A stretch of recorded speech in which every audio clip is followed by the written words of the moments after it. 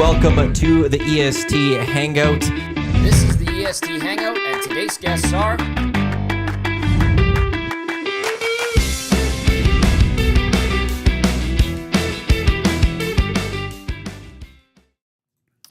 It's Thursday morning. This is the EST Hangout, which is presented by Two Hoots Hard Ice Tea, live on EdmontonSportsTalk.com. Tune in, iHeartRadio, as well as those watching on YouTube. Matt Iwanyk, Joaquin Gage, Tom Gazzola, and joining us today, Christopher Boyle, financial advisor, wonderful sponsor of Tales of the North, as well as the Round of Clicks. There we go. ChristopherBoyle.net, where you can get some more information. Welcome to the show. We saw you at Hudson's last night. You got the great kicks on right now. How you doing today? I'm good. Thanks for having me. And it was a good start to the game last night, but yeah, not the Then greatest, what happened? not the greatest finish. Yeah. Lots to get to on the show today. We also will qualify someone for the VIP table to the Friday at the Great Outdoors Comedy Festival, which will feature Andrew Schultz and Shane Gillis. There are no more VIP tables for that night, only a limited number of general admissions. We will have some VIP tables in the coming weeks as well for Saturday and the Sunday. You can get your tickets now. GreatOutdoorsComedyFestival.com. Etiquette, the official beer sponsor of the Great Outdoors Comedy Festival, which will feature the 6 o'clocker lager, but we will qualify someone for that VIP table. I think I quickly got to go into what came up on the morning show or something today. I think they were talking about how, Dusty got a poutine yesterday. Yeah. And I was sitting next to Lucas from Whale and the Wolf, and Lucas wanted a cheese curd. So I reached in, grabbed a cheese curd, and gave it to Lucas. And I don't think Dusty was too happy about that after. Because he had his hands in his poutine?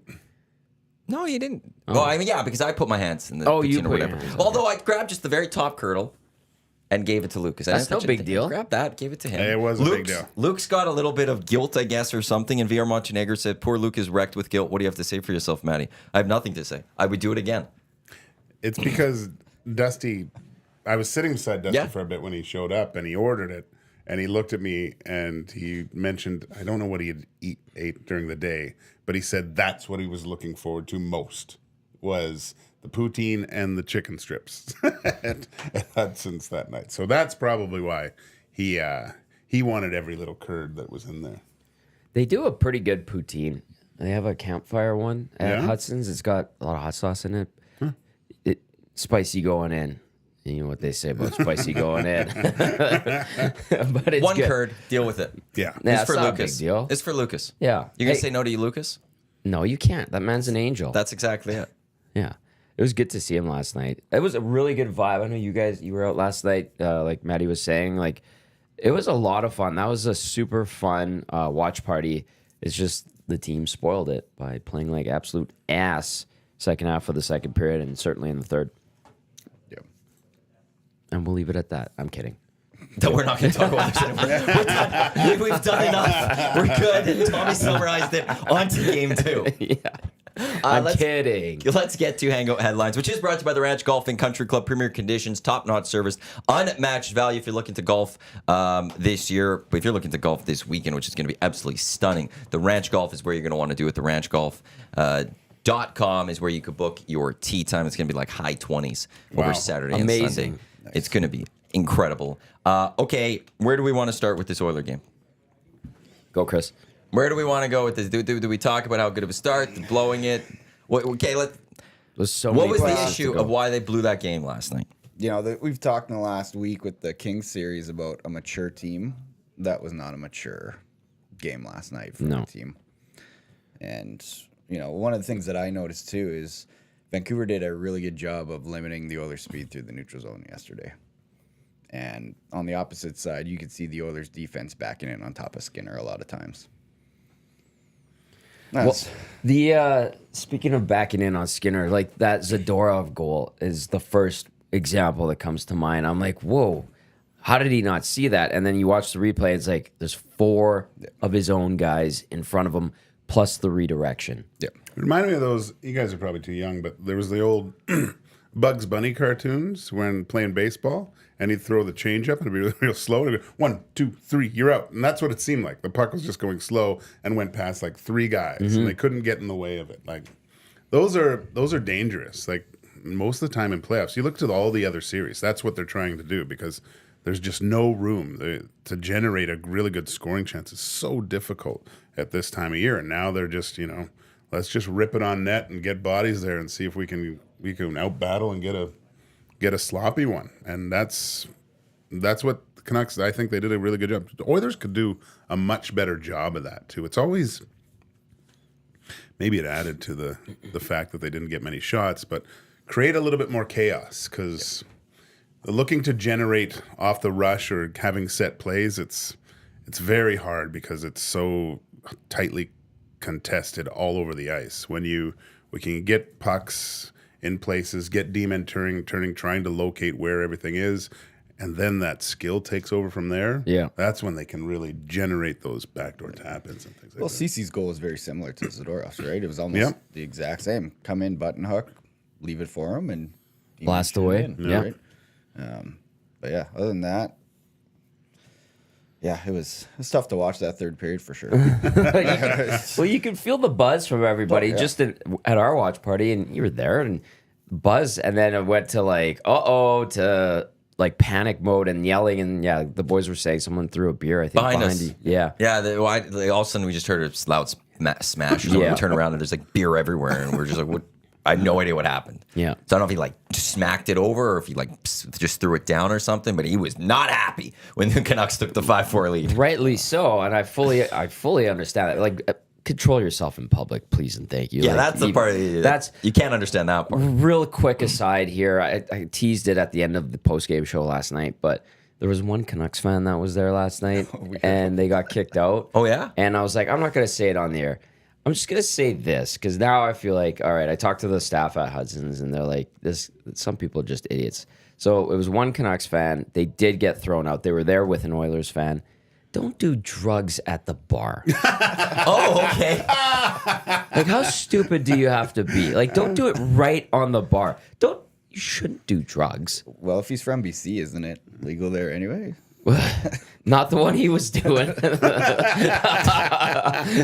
Wow. Just dumb. Anyway, that was just a quick aside. I wasn't expecting that. I was expecting Canucks fan was being an idiot. Yeah. Started like pushing Oiler fan Well, or he was something. being an idiot. I know, but like they took it too far with that and like really, and then they had to get rid of him. But no, I was, that took a turn. Yeah, I was blown away by that, because it's like, people do a lot of stupid, shady stuff, obviously, but that one, you're like, come on, man. This is a place that kids go to. They weren't there at that point of the night, obviously, but until I think at like 8 or 9 o'clock, they're allowed to have kids there. Just 9 o'clock. Don't be that stupid. I have a question I want to bounce off all three of you guys. Talk about that game. With the way the Edmonton Oilers got that lead, they seem to be cruising to a certain extent. Do you think that there was a perception or a misperception in their minds collectively when they got that lead that this is going to be easy and we can just coast the rest of the way? Do you think that might have sunk in a little bit? And that was certainly premature if it did. I think so. I've said it multiple times. This team doesn't do well with praise. They seem to, when things start going well and everyone's talking glowingly about it, you start believing your own BS. It seems like after a while, and I think a week of, there weren't too many people. Like, I didn't meet one that said that the Vancouver Canucks could win this series. I never heard anyone saying, the Canucks will win. It was all Oilers.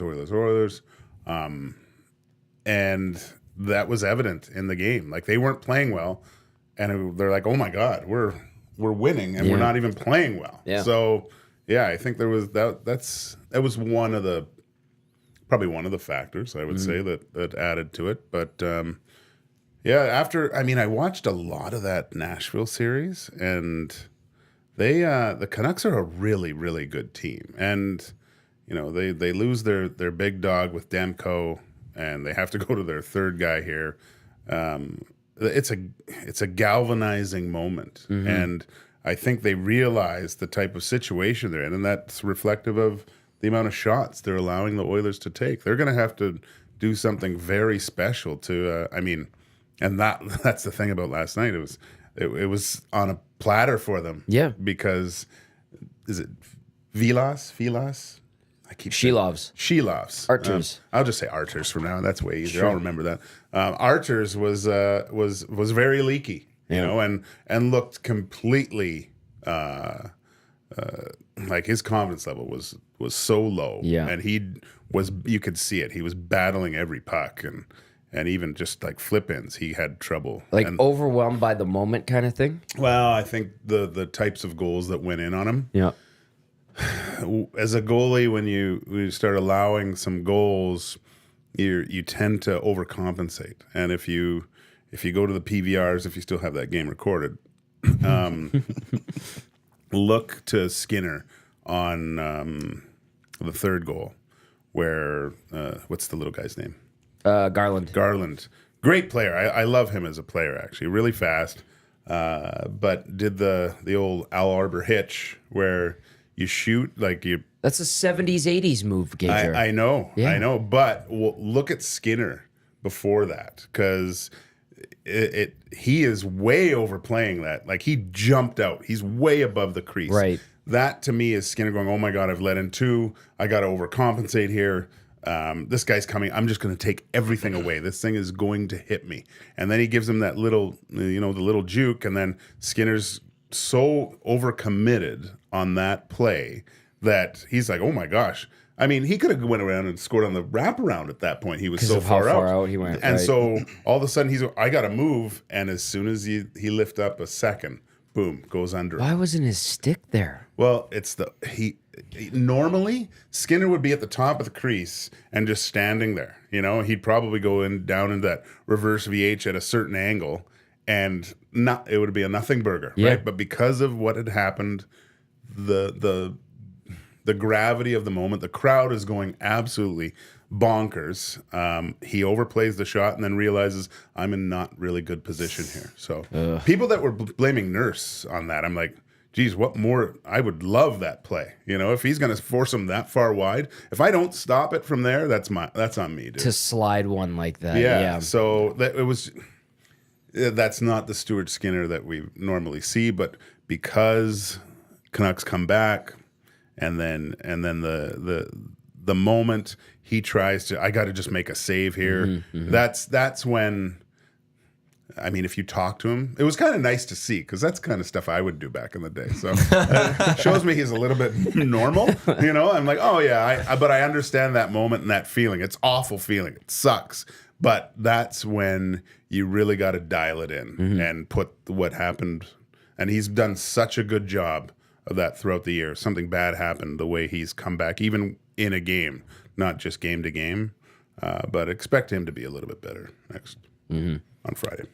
To Tommy's initial question, did you think the Oilers maybe played into themselves a little too much, but played into how good things were going early? Yeah, they weren't pressing. Once they're up 4-1, they weren't pressing. And then, Vancouver didn't play great either at the, beginning of the game and in the second, but they found ways to get momentum. They found ways to get goals, put pucks towards the net. Like the first goal, that was a lucky bounce off the backboards right to the guy in the back end. Then the Lindholm goal, Skinner's got to do a better job of tracking that coming across, but they found ways. And then the tip, we were talking earlier about the tip from JT, like that's a hell of a play. I know, and I love that redirection and the craftiness of it, but I still look at that and I'm like, that's a floater that probably shouldn't go in. It shouldn't, but if McDavid does that, we're like, I'm still giving JT Miller all the credit in the world for making a absolutely phenomenal redirection at a really tough angle. But like Stu Skinner, maybe he didn't expect it, but he just goes like this with his left arm. If people are listening, I'm motioning with my left arm very lightly, and it gets by him. And I'm like, okay, that was a quick bang play, but I'm like, why is your last resort just a little chicken wing that was kind of half-assed? Shouldn't go in. Yeah, no, he's got to. It wasn't a good game. Like he wasn't on it, right? No. I've said this before. Stuart Skinner, one of his greatest attributes is how he reads the play and where the danger is coming from, because he's not a real reactionary goalie. He's a positional goalie, but he makes up for that in spades by knowing where everything's going to happen and gets there before they happen. And that was one of those plays where he was just too far behind. Yeah.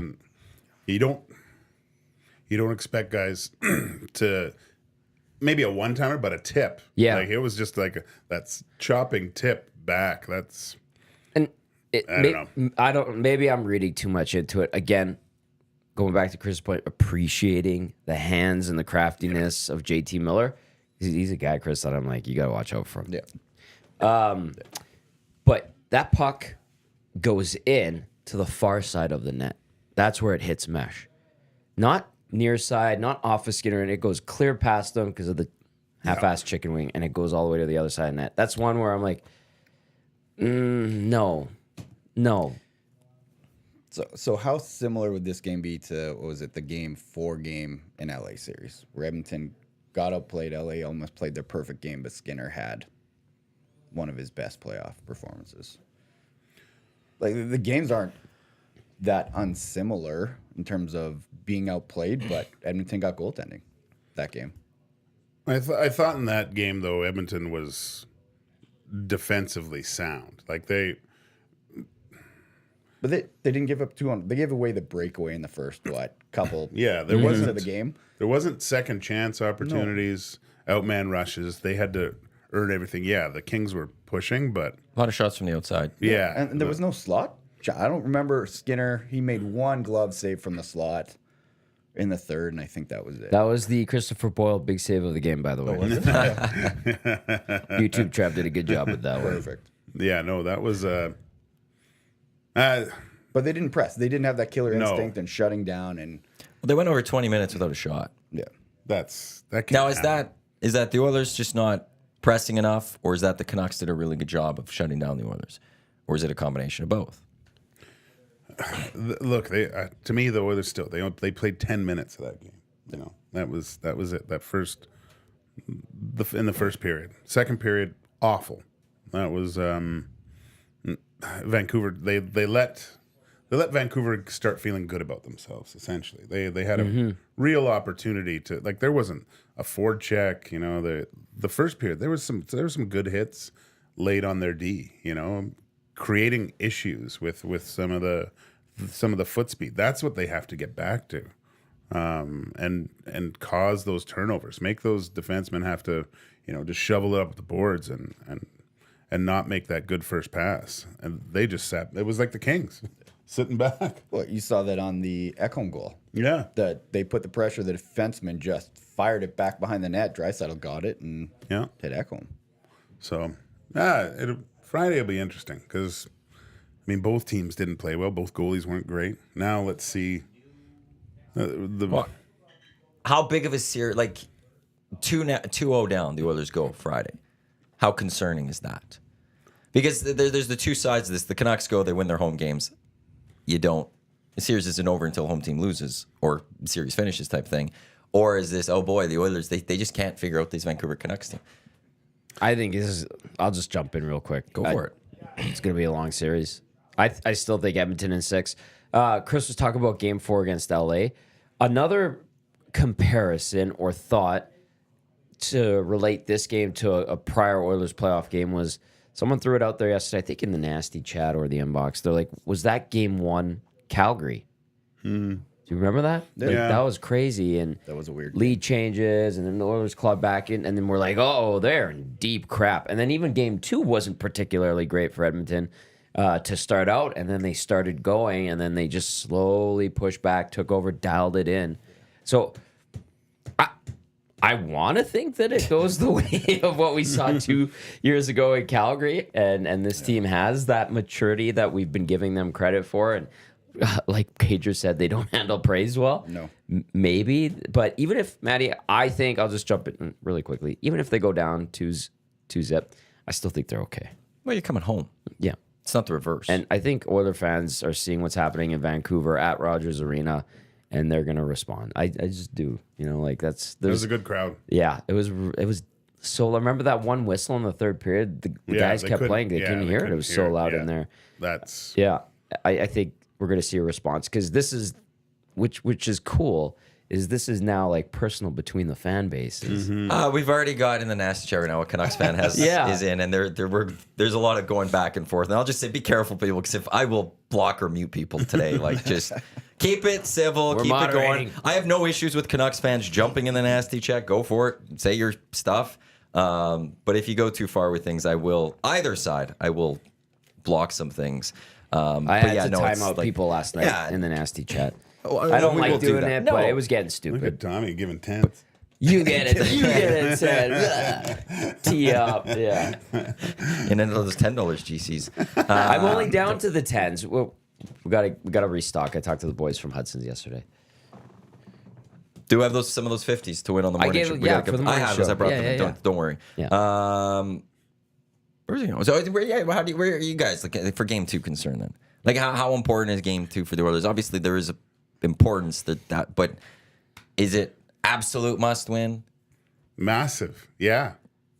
And I think I look at it as this you're building the confidence of this Canucks team where I'm sure some of the messaging was, look, these guys haven't beat us all year. If you're a coach of the team, that's your mantra for the last week. We've beat these guys. We know how to beat them. We know, they can't handle us. And now you get an ultimate comeback at home. The crowd's going nuts. Did you see Tocchet after the game?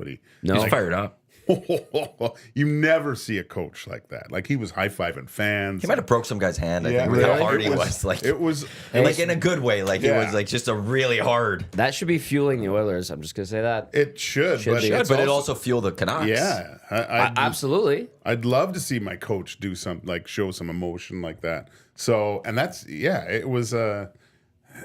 It's dangerous for them to gain even more confidence by beating the Oilers again. And it's taking a little bit of the soul away from the Oilers.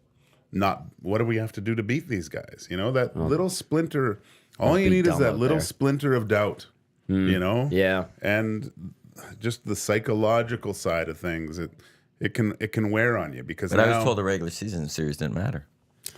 We were reminded by a certain German superstar over and over again a couple of days ago. But you would have to play in at some point with the players because if you can't, you get try that to win. block it out. Yeah. Right? But when you're constantly reminded of it, it's gonna play into the way you think and things. So, well, after that game, do you think the Oilers are frustrated? I don't think they're frustrated. I think they're pissed.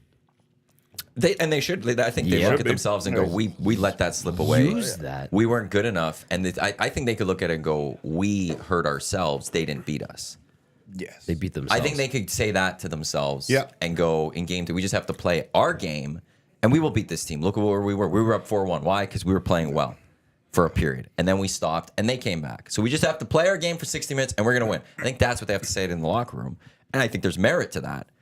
the greatest sports documentary of all time is When We Were Kings with Muhammad Ali going to fight George Foreman. Oh, is that the Rumble in the Jungle? Yeah. Nice. So, and the narrator is talking at one point, and it's before the fight, and they're all in the room, and it was like George Foreman was considered just this beast. He was going to kill Ali, and Ali was sitting there, and it seemed like they were at a funeral, right? And Ali starts getting everyone pumped up. He's like, what did he say? He's like, "We're gonna dance." And Ali starts saying all this, "We're gonna dance," and all of a sudden, everyone in the room starts going, "We're gonna dance!" Like he brought everyone else up in that room, and someone needs to be like that for the Edmonton Oilers, like to realize that, get them into a headspace where we're going to dominate this team. You can't let that other side of it flip in. This is just kind of the mental side. There's some very strong mental players on the Edmonton Oilers, and I'm sure they're talking about it. But yeah, that is why I say that this is a huge game because it's a huge shift in momentum, especially coming back to Edmonton, where the Oilers, although the Canucks have had success in Edmonton, but the Oilers have been a dominant team. Vancouver's never won a playoff game in Edmonton. They're 3-2 now in Vancouver. They've only played each other twice this third series, obviously, but it's just interesting. They've also never played a playoff game at Rogers Place. Hey, now. I don't know if you guys saw this. Bobby LaFrench just texted this in. How the Canucks have been preparing for the Oilers power play. Did you guys see that? They went 1-for-1 yesterday. No, but the Canucks were in practice. They had Henrik Sedin working with Oh. Rick Tocchet, and it also included Daniel Sedin and Sergei Gonchar. So they brought in a That's bunch not of bad. like They probably in their still pretty good. prime. That would that'd be some sort of power play. But they brought in a bunch of guys to help them know. Gager, I think that alumni line would dummy the alumni line here. Any alumni line the Oilers could roll. Yeah, no, that's And Struddy would have to obviously be on defense, probably with Chris Joseph. maybe Laddie. You get Laddie blocks Laddie. him. Although we had Laddie last weekend at Hockey Helps the Homeless, and although he had the puck a lot, he was generally ineffective. Hey, I scored. I scored. Yeah, but he's a defenseman. I scored. I only Were played you a 2 games. defenseman? No. Forward. Power forward. Yes, I did. Were you even playing, bruh? No, and I scored. I set up Brian Scrudlin in the first game, and I got our first goal in the second. Is there a Are score you supposed sheet? to be in Portland? What is going on here? Does Hockey Helps the Homeless have a score sheet? I did. What? Well, that's what I'm wondering. Do they have a score sheet now? Do I have to look this up? Oh my! Set up the other guy. I literally I think you had scored 2 assists. I literally scored our first goal in the third game. I don't remember what type of goal was it. Pass from behind the net, and I Garbage. just banged it in. Doesn't sound familiar. Oh, game day. No, You it's were just game day clearly- details. Oh my goodness! I don't see anything in terms of scorings or like goals. So They don't. it's one word versus the other. Now Eric's getting in on it. What the hell's going on here? I don't know who to believe. I literally scored. Dusty says you didn't. Doesn't matter. Doesn't matter. Whatever. Well, it does because it takes away your thing against I Laddie Schmid. scored. Laddie was a very important player on our Hockey Helps the Homeless team, but he didn't score a goal. Didn't he? He Unlike- got cross-checked by 91 off the draw. Yeah, but that was the game we were on the air, so Yeah. we missed all that. He was apparently super mad. Like, he was yelling at the guys in Czech. yeah, That's how mad he was. Well, I ran into him, and he said, Gager, it was funny because he's talking in this Czech Hey, accent. Gager, buddy. And so he said he took the draw, won it, turned around, and felt this cross-check to the back. Oh, my And he's God. like, what? And then he told the kid he was going to kill him. Yeah. But that's another thing, bringing up cross-checks. Where Leon is, right? Like, what's this injury? What's his health status? Yeah. Mm-hmm. So the Oilers' big dog, and I hate to say this, but you have to play the game a little bit. There has to be a little bit more embellishment to not full Greg Gamesmanship. Louganis. Games that's It's gamesmanship. Yeah. I got ripped on this at the old place a lot for bringing this up. Sometimes, like when people complain that Connor doesn't get penalties, I felt like sometimes Connor has to make it a little more of a show to get the penalty. And make the ref force the ref's hand. It's subtle too. Like, was it Besser who slashed him and he went down like he got shot? Not like that. You don't go soccer. No. But Right. like Leon feels a cross check. Maybe just, you give it the back bend down to one knee, back up, right? You don't, it's subtle, but at least you let the ref know that, you know what, oh, he looks like he got him pretty good there. But he didn't try to dive and draw the 2, but they You either miss something or Yeah. they might have to just, something happened, arm up. Yeah. So there, you have to play the game because Zadorov cross-checked Leon like 3 times or whatever. That's when one they shift. both got sent off? Yeah. And he's like going to the spot where, there could be that gap. He's looking to do that. And Yeah. Leon's hurt. Leon, instead, he's just got to go down to one knee, or just let out the, or whatever. Yeah. I know what you're saying. You know what I'm saying? And then, okay, well, what happened there? You have to play the game a little bit because they're doing it. Besser goes down like that after a little tap to the back of the leg, and it protects you a little bit because if you actually do draw a penalty or there's power play, goes out there, scores. Now this guy said, "Well, I can't give him that because now he's diving a bit. I want to hit him. I got to do it in a clean way instead of trying to just take your shots on a guy away from the puck." So I would. It's hard to talk to a player about that, but I would definitely have a discussion with my top guys. Go, look, I'm not asking you to dive, but you can't have guys cross-checking you in the back and us losing you for a game because you can't walk, right? play the game a little bit. That seems like a Corey Perry expertise type of scenario, Yeah, right? no, like he should. Yeah, that perfect. Masterclass. That's yeah, what- masterclass. That's This is what- my TED talk. Yeah, because he does that, right? Like, Big presentation and then clips. Here are the This varying is how you do levels it. of embellishment. Let Yeah. me teach you. the Moments. rules These of are the do's, embellishment. these are the don'ts. Yeah. Do this, don't do that. How much talking to the official? Yeah, exactly. What have you guys made of Corey Perry so far? To these playoffs? Need The more. playoffs overall. Need more. Yeah, needs to be the pest. You know, like, and I think players always they try to influence the game in subtle ways, but I look at him like Evander Kane. Evander Kane is effective when he's physical. He just goes, screw it, I'm just going to go out there and hit everything, and all of a sudden he finds himself with the puck all the time and getting good chances. That's where the strength of his game comes from. That's how Corey Perry. He has to engage a little bit more, be a little bit more physical, get into the face more, and I think by doing that, we'll get him more involved in the game, and then we'll see what we saw him for a better part of the year. I think. Like, Yeah. I think he needs to start being a focal point in this series. Yeah. And start taking, the aspects of Connor and Leon away from the Canucks and their focus and be that pest. Get, the after scrums and Yeah. pain in the ass in the goalie. Yeah. It hasn't happened in these playoffs, has it? Like, And he hasn't needed to be yet either. Like Good point. The Oilers power play basically won them, or special teams won them that first series, where Perry got maybe 20 seconds of ice time in the power play. yeah. That Do you first worry series. about them relying on their power play too much? No? I want to give them. Go ahead. I was just, I say yes. We've seen that And- story before. When you rely on the power play, once you don't get the penalties, Yep. and you're not on the power play, it's got to go 5v5. Yeah. yeah. They had 3 even strength goals last night. Yeah. And they're not the most brilliant goals, but they went in and they count. It matters. Like, and that's a good point, because I talked about the Kings and how we talk about how they were even with the Oilers 5-on-5 or last series, but I'm like, well, they had those couple cheapy goals, like the 2 at the end of the game in garbage time and the 7-4 game 1 win, like Stanchion goal.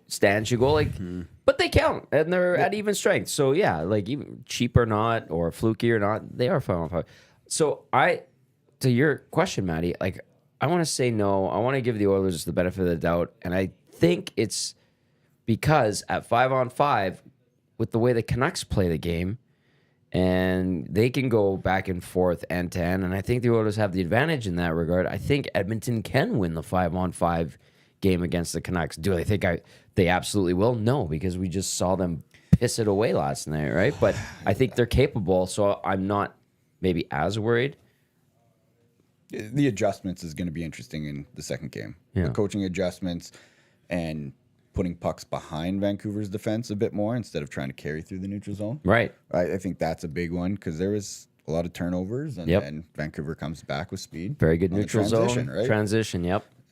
So that's going to be interesting for me if everyone's buying in, putting pucks deep.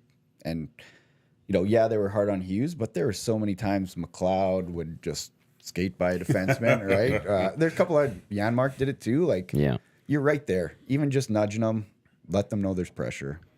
And they weren't doing it. Because if you don't, when a defenseman's back's turned, like, at least you don't like kind of finish the play where you just eliminate him. I'm not saying hit from behind or anything, but it gets in the, okay, I can't, someone's coming, I gotta do something quick.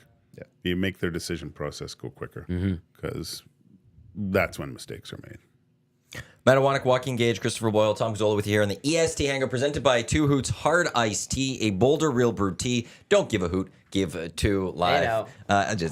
You love that. I love that. You one. love that Don't give a line. hoot, give 2. I want to jump in the nasty chat quickly here. A couple comments. Rip City Step. I'm not worried about penalties. Eventually, the American networks will mandate more McDavid power plays because it's great TV, and Vancouver doesn't move the needle with a winky face.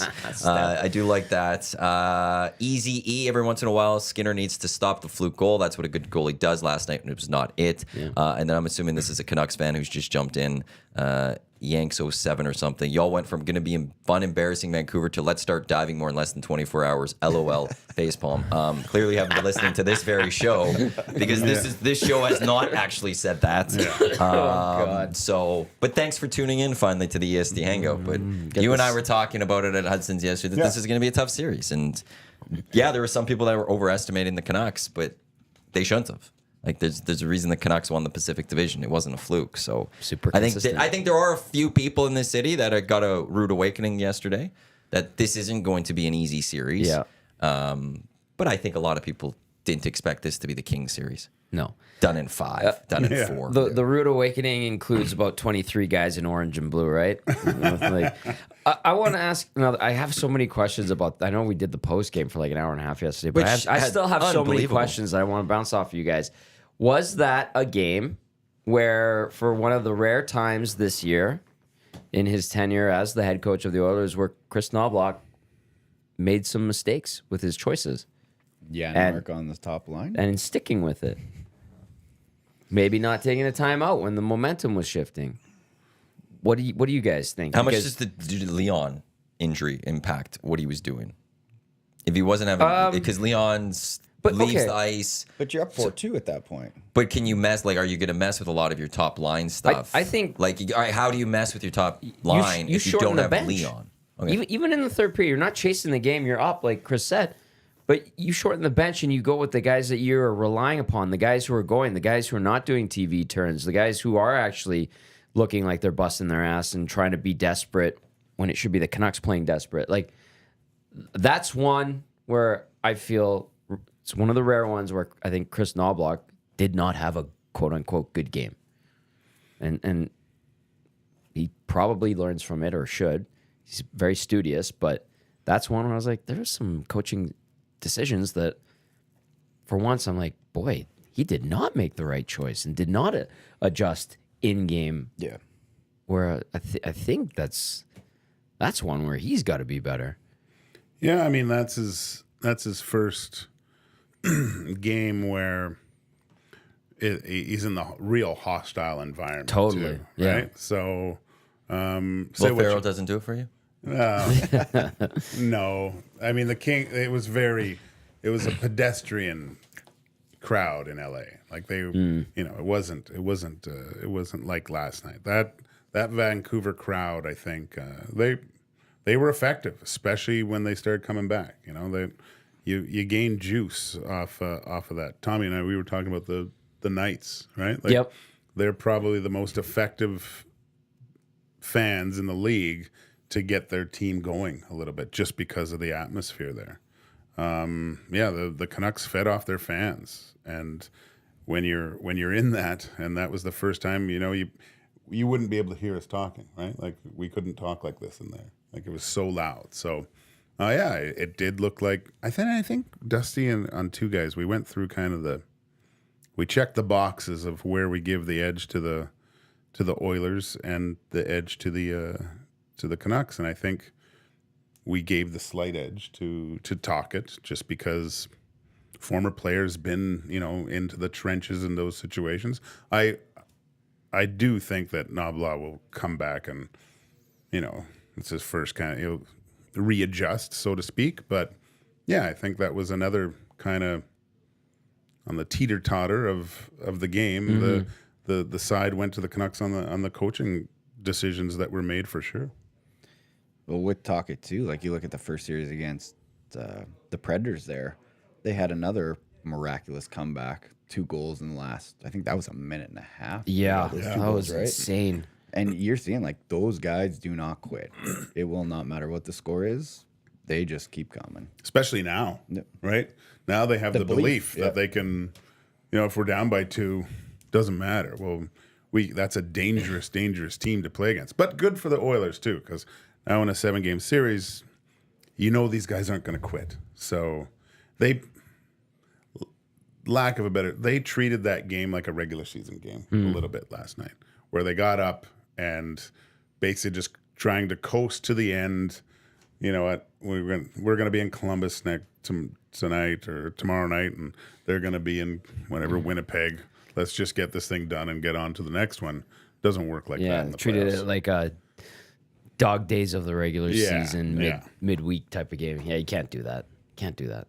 There's something you said earlier, just with the crowd, and you expect the Oiler fans to show up in Game 3. I am going to be very intrigued by that one. Because Belsey and I on the Hangout last week talked about that was going into Game 5 against the Kings.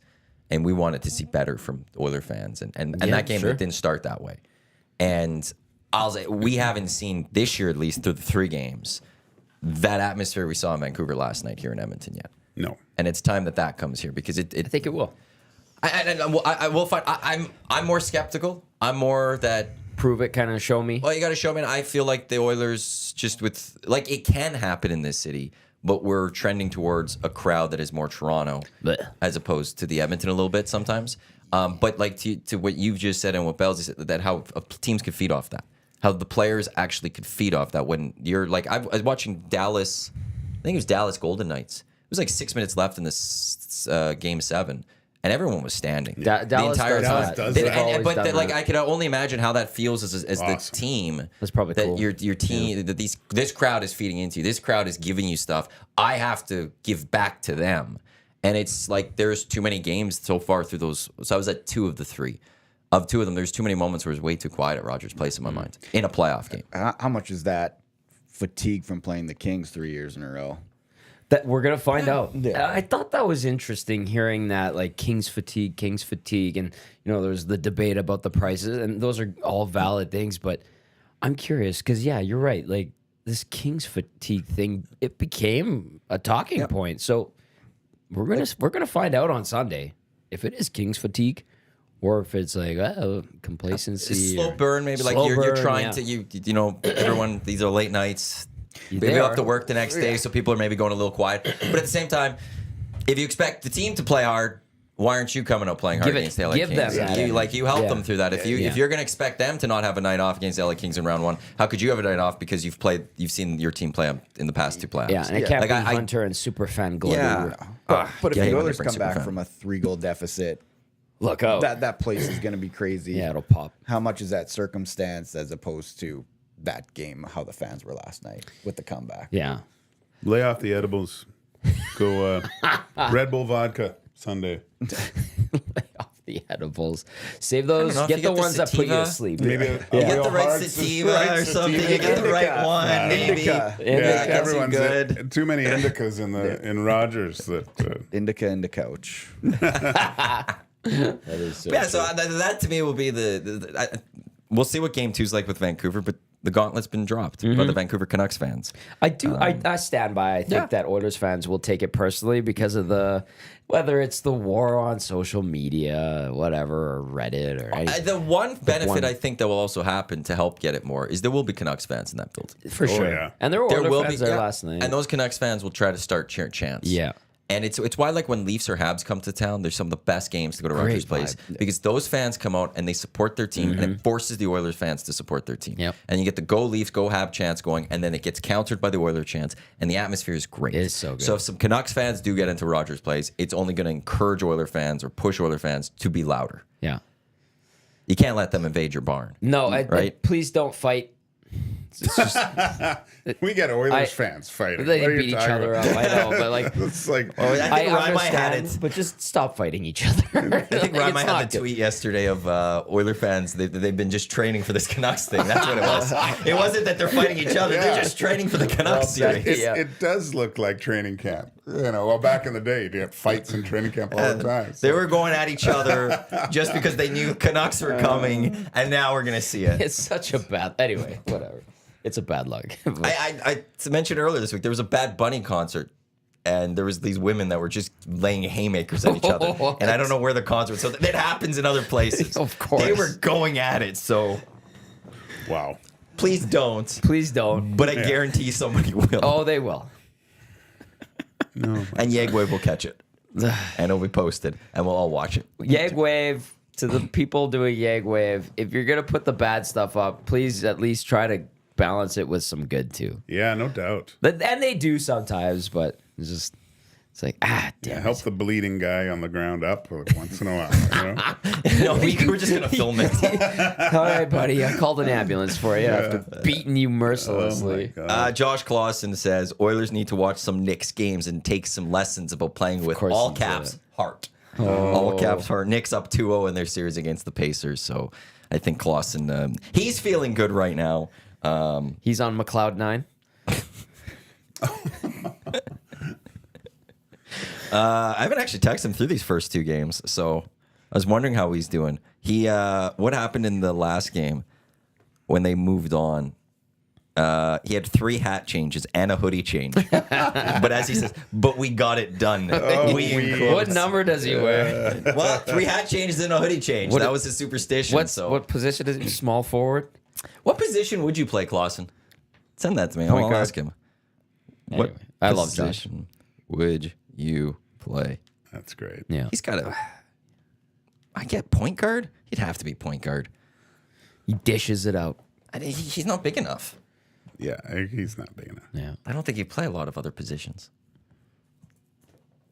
We need to go golfing with him, by the way. That'd be great. That would be fun. It's fun. It's fun golfing with him. Except you believe wouldn't it. like it Why? because we want to go first thing in the Well, morning. I absolutely would not agree to that. And that's when he golfs. Are you a golfer, Chris? I am, yeah.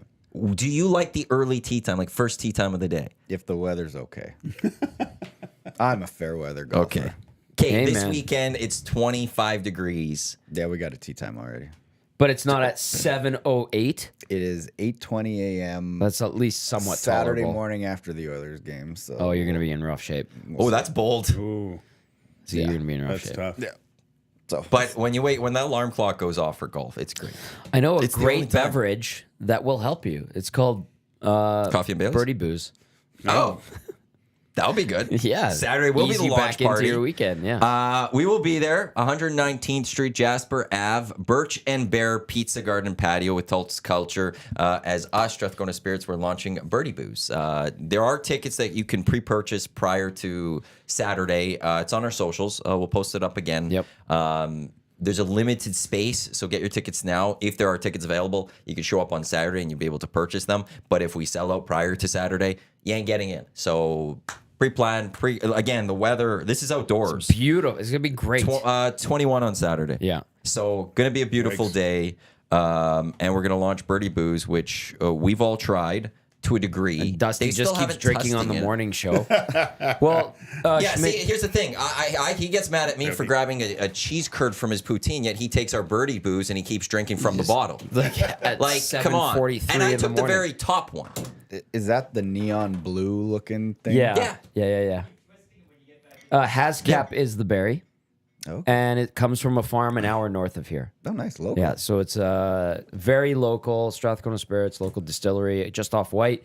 And you are going to be on Global on Sunday with Schmitty. Yes, I'm getting that text today. Yeah. So what time am I? We're on at 7:40. That's early. Hey, mister, I like to tee off the first tee slot I'm of gonna the have to sheet. find a way to be awake and talkative because I don't think I could be miserable on TV and all grumpy. You're going to and be fine. So I'll make that work. And I guess. Schmitty also wants us to go to the bottling on Friday. Yeah, if I we got can that make it out. text. Yeah, But that's we gonna got be to see what time. I'm glad you asked what time. fun. 'Cause that'd be cool. Because we do got oil stream tomorrow at noon. Yes. And then we'd be free a little after that Yeah. until GCLD's pregame show, 6:30. Yeah. Hudson's West Edmonton Mall. You are again tomorrow. That's right. Tomorrow's game day. Yeah. Every 2 days. There's no breaks in this series. That good. Like, let's go. There's no boom, boom. that couple days off. There he is. Clausen says he'd be a bench warmer, can't shoot or dribble, good at cheering. He gives some good raps. He'd lay some good beats for that team. He would. You know, that's where he is the, like, I know we call it EST glue guy. He'd be the glue guy of that team. He'd bring everyone together.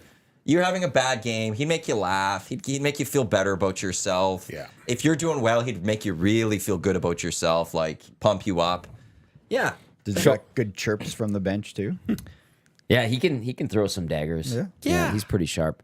He probably And for the big, and like if somebody got mad at him, the big boys would defend Clausen for that. They would immediately stand up behind him, be ready to fight for him and stuff because he's such a good glue guy and stuff. So I actually like that position for Clausen. I feel like he would also be a guy that give you shoulder massages on the bench.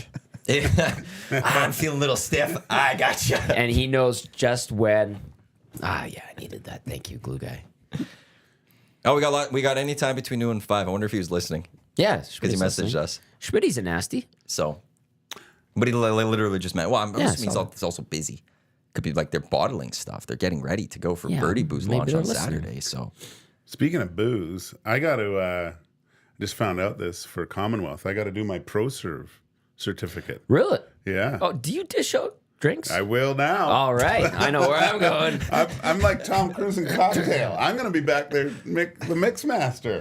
This Who's is your great. Elizabeth Shoot? Oh, I love he's that. supposed to be Fucking serving idiot. beers, but instead Yeah. he's going, which cocktail would you like? Would you like a Manhattan? An old fashioned? Oh my God. Yeah. You're wearing a dress shirt underneath your smock.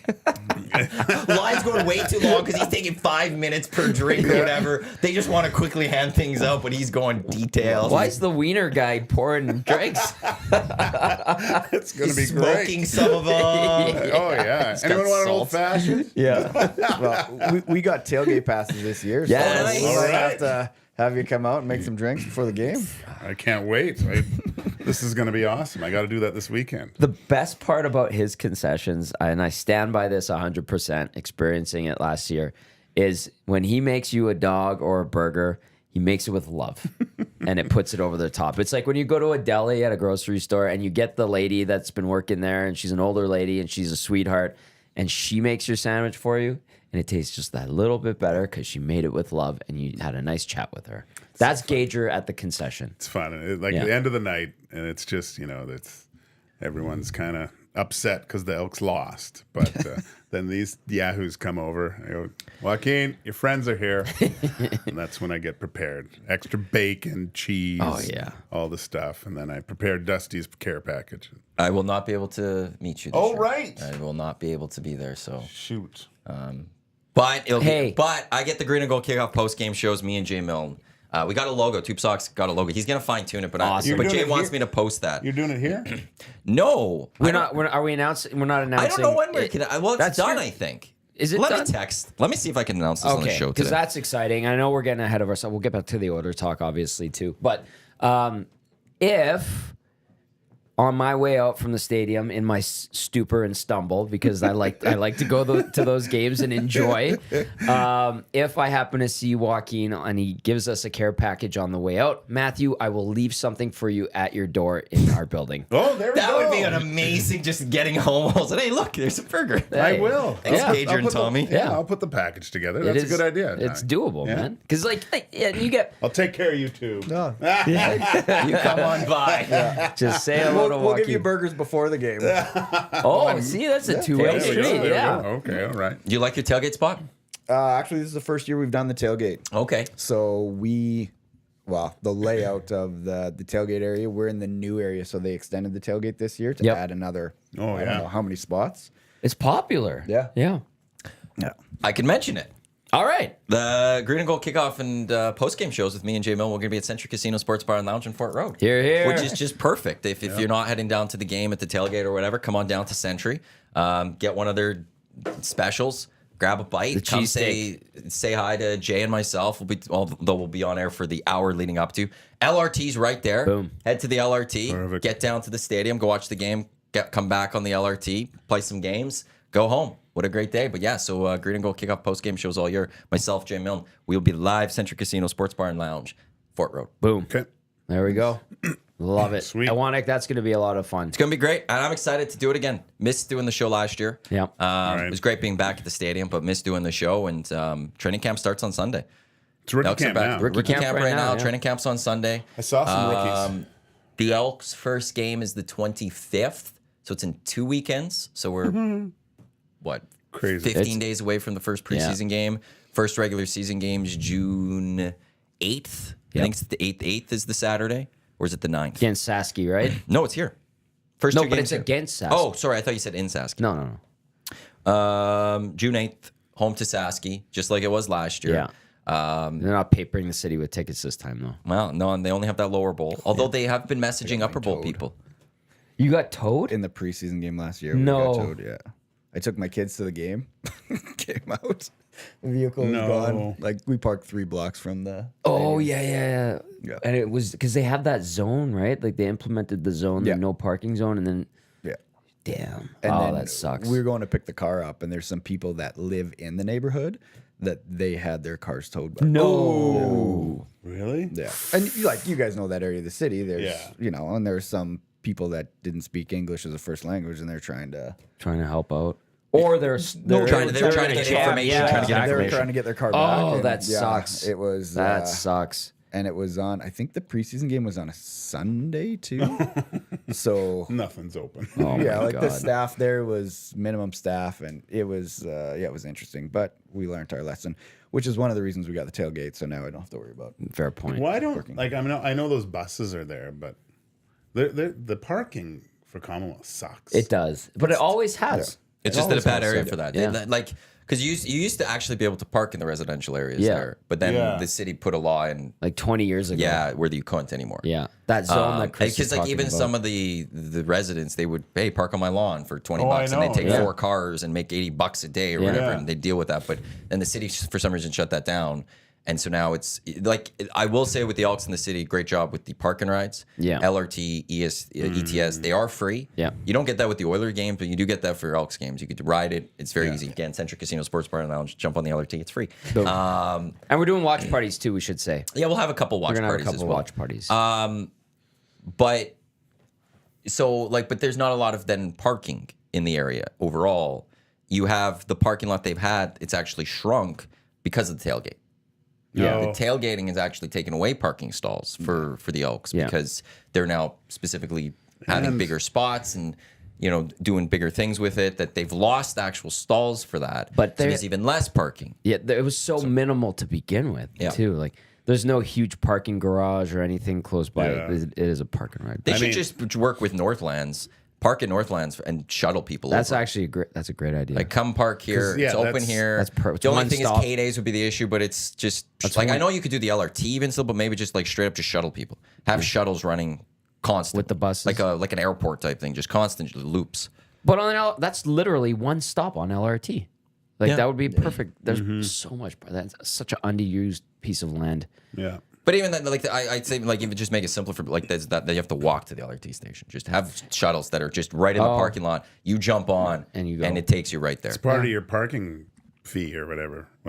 No, that's a good idea. Kyle and Balmer, but the LRT is also kind of sketchy now. I understand not the for heat. those games, I understand though. that there's No. heat with their public transportation. I rode the LRT plenty last year for Elks games. There's a lot of people on it those times, and it's fine. Yeah. It is more than fine. Yeah. I gotta find where Mooner's seats are. He's still on the east side. I think it's just like a section because he was up. He was up, yeah, I was I think he intrigued. just went down. He got aisle. He's very happy with this. Is seats. he? Oh yes. He had great seats before. He's very happy with these ones. I'm glad. Yeah. I'll be able to Mooner. enjoy the game. As long as Mooner's happy, I'm happy. Yeah. Is Mooner ever not happy? I don't think so. I've never seen him not in a good mood. I'm sure maybe in his playing days. He likes hockey, beer, good food, baseball, baseball, football. his kids and dogs, and his music. wife. And music.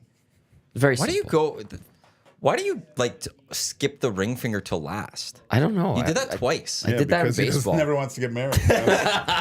Like, ugh. Yeah. Tommy'd remove that finger if he could. Oh, stop it. Because I've just never seen that. It was very interesting. You started counting, and then you always left that one for last. In baseball, like I remember when I was a kid playing baseball, you go two out, and then three. Like, hey, three. I don't know. It's weird. And then some people do what? twos Some like people this do or three whatever. like this. I don't know. That was interesting. Neat. I learned something new Weird. about you today. I liked it. I'm a weird dude. This is the EST Hangout presented by Two Hoots, Hard Iced Tea, Matt Iwanyk, Joaquin Gage, Christopher Boyle, Tom Gazzola with you here live on TuneIn, iHeartRadio, EdmontonSportsTalk.com, as well as on YouTube. Let's do the VIP table qualifying for the Great Outdoors Comedy Festival, July 12th to the 14th, Kingsman Park, greatoutdoorscomedyfestival.com for tickets. Enjoy live comedy in a great outdoor setting. Don't miss some of the top comedians in the world today. A lot of these people were at that Tom Brady one at the roast from a couple nights ago on Netflix. Sunday, Burt Kreischer and Whitney Cummings. Saturday's Kevin Hart. And Friday, the VIP table we want to qualify you for right now, Andrew Schultz and Shane Gillis. VIPs tables for that night are completely sold out. There are just a few general admissions still available. So if you want to go see those two, might be one of your only ways to get in, which is to text us 780-218-9999. What should we go with? Did you watch the roast? So good. I've only seen you watch clips it? on like TikTok. Nikki Glazer is text us hilarious. roast to 780-218-9999. Roast to 780-218-9999, and you'll go into a draw to qualify today. We'll give this away in a couple of weeks. Alley-Cat, the official beer of the Great Outdoors Comedy Festival, so be sure to come out and enjoy a nice ice-cold 6 o'clocker lager in Kingsman Park with a beautiful setting while you're laughing, listening to comedians do their job. I've seen the clips of some of them, and they were Awesome. vicious. Oh, yeah. Yeah. I can't believe the snowflakes that get mad at that stuff, though. Like, roast is supposed to be, like, cutthroat. Yeah. And, Comedy is the tough spot when it comes to the quote unquote concert culture that we've had in this world. yeah, I know. And Ricky Gervais has been one that's really talked about that, because comedy is a largely offensive. Yeah. Yeah. It's the design of it. So how do you bridge the two things of being a better society in certain ways, but also, well, comedy is what it is. Like, we find weak spots and we exploit them and we go at you for these type of things. And the roasts still come out and they'll still go at it. Yeah. And but nowadays there will always be people that will be upset by some of those things. I don't know how you can. Don't watch it then. That's Yeah. I mean, if you're upset by those types of things, don't watch it then, so you don't have to complain about it. I mean, it was vicious. Oh, It was, yeah. Like, Nikki Glazer was unreal. She's Giselle's filthy. pissed I know, about the but- divorce jokes. Yeah, but how? So what? Well, she didn't sign up for it. Yeah. I will say that in her defense, she didn't sign up for any of this. So like that part. So Just the jujitsu classes. where's the hot take, Mitt? Bring in the Mitt. But, Kevin Hart, I thought he did a fantastic job of hosting. But early on, he even made the comment, we're going to get you uncomfortable to feel comfortable. Yeah. And a lot of people need that aspect of a view of their life. Like, everyone's so comfortable right now, they don't go outside of their bounds to grow. And, I know it's a little bit of a stretch on the comedy side, but Open-mindedness is not that common. It's like when Ricky Gervais goes and does the Golden Globes and just rips into everyone. Yeah. It's funny. Yeah. So, and speaking of what Chris is talking about, when the joke, I think it was Jeff, what's his name? Ross? Jeff Ross made the Robert Kraft massage joke, and Tom Brady's like, don't say that anymore. Shut up, Tom. Yeah. That's know. fair game. But You signed up for this. That's fair game. There's- And your owner was like getting handies at a massage parlor. Like, the only thing you could go with, like I would say, is kids are off the table. kids Kids are off the table. Like, I think that one everyone would be okay with. Like, do not bring up kids in something like this. But it's not even your ex-wife. It's your owner. Who cares? Yeah. yeah. He literally would go to a strip mall and do things that he shouldn't. And he got caught. Yeah. Simple as that. Don't say that stuff anymore. Shut up, Tom. And you also, if you tell these guys that, sometimes you're actually maybe throwing a little bit of fuel on that fire where Yeah. they're going to be like, oh, that bothers you? Oh, yeah. Here we go. Yeah. So he's lucky that that's not Don't what really show happened. weakness Yeah. at those things. Never. Yeah. How was yours? How did you, like, how was it being roasted? It was funny. Yeah? Yeah, it was funny hearing these guys talk about me. And I mean, it wasn't as bad as No. that one, obviously, but there was some cutthroat things said about, no, it all came from I knew all these people. Like, they're all great. And even after Mac T spent, the good 15 minutes telling everyone what a bad goalie I was, but he smoothed it out, and it's funny the relationship between player and coach. It should be studied more, because I was getting choked up just him saying some nice things about me at the end, And it's it was a great night. It was hilarious. Everyone everyone said they had a good time. But as it got closer, I was like, Jesus, what have I done here? I should have really done this. And then I remember talking to my mother-in-law. She phones and goes, Joaquin, we were going to buy tickets to this thing, but they're going to say some bad things about you, right? And I go, probably. He goes, and Megan? Well, not so much, but indirectly. Yeah. And then she goes, yeah, we're not going to come. And I go, that's probably a good idea. Yeah. How was your wife after it? Oh, she was fine. Yeah. She was, well, it was really funny because we went into the Marriott, is it Marriott? J-Dub, yeah. J-Dub. So, and the posters are everywhere. I was like, holy smokes, this is kind of a big deal. It was awesome. And I was like, honey, and she goes, this is all for you? And I go, I know. Let's get out of here. Let's just go down the street and have a couple drinks. And then we went upstairs, and there was like my own drink. Like I said, I wanted a special beer or whatever. Yeah, I was shocked at how nice it was, first of all. It was really well done. It was hilarious. It was crazy. Yeah. The J-Dub lobby is a great spot to grab a drink. It's a great night it if is. you head there and go grab some. Interesting people in a good way. That Yeah. are there. A lot of great people watching there. For some reason, me and Raimai, I always end up being there. Let me know next time. I've only been. I did it a couple weeks ago, and I really enjoyed it. Oh, J-Dub? Yeah, I mean, I were just at Local last Friday. I should have invited you to that one. It's funny when you go in there. That was kind of a mistake. well, last year. This I'll year? remember that next time. thank you.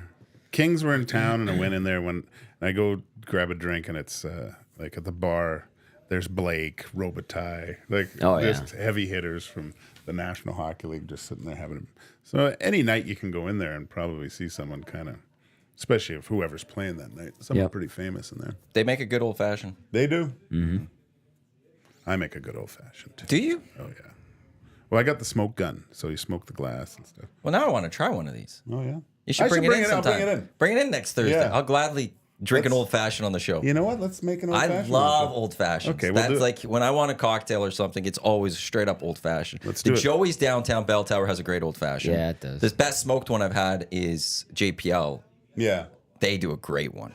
Eric got me on those ones. Well, the Crash Hotel had a pretty good old fashioned too, right next to you guys. I never had that one. Now it's Honey. Honey? Yeah, Yeah, Scotty I Dodds owns it. purposely go there for an old fashioned. It was delicious. Honey's fantastic, and it's a little like hidden gem. I haven't been there yet. Nice. It's literally right outside. I'm our aware. building. I'm aware. I haven't been there yet. What's your go-to drink, Chris? It probably is an old fashioned. Yeah. But lately, I've mixed it up with mezcal old fashions. Oh, Oh, really? good So call. 1 ounce Blanco, 1 ounce mezcal, and No then way. agave syrup. Yeah. And it is, Okay. yeah. Muy Get a bueno? little bit of the smokiness. Yeah. Yeah. Muy bueno. Mas. Yeah. Give me Guess some you're of coming that. back next Thursday. The smokiness is great. It just adds to it. Yeah. It's So neat. We got to cut it though. Some of the mezcals are pretty smoky, Yeah. so that 1 ounce of just the Blanco really cuts it a bit. But Woodwork has an old fashioned Good flight. spot. Yeah, Flight? flight. So they got a rum old fashioned, tequila. Yeah, a tequila old it's a fashioned. good Interesting. place. Man, you get I some haven't of tried those that one. tequilas, like the really good ones, the nice sipping tequilas. Phenomenal. Love them. Yeah. I love a good margarita. well, I don't know what the margaritas. tequila- Oh, that's that just taco straight. place. That looks incredible. I know. It was really nice in there. We'll have to. The new taco I place in know. West. We were talking about tacos last night. Maybe on Tuesday we'll go there. Let's do it. It looked good. It looks like a really neat spot. Like we were saying, like getting some tacos and some margaritas would be a great night. It's If always you're, nice. if you're at West Ed, you know. Yeah. know. It's always nice to know owners of places too. So it's great.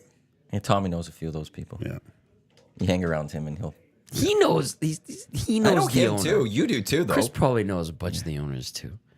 I know none. That's why I tag along. That's why I just Let's follow go, you guys. Matthew. Let's go. I follow you guys, get in, and I get whatever is given to me. So, yeah. Congratulations. I qualified someone for the VIP table, just waiting for their name. Nice. So I can give them some props on that. Yeah. Roast. That'll be fun.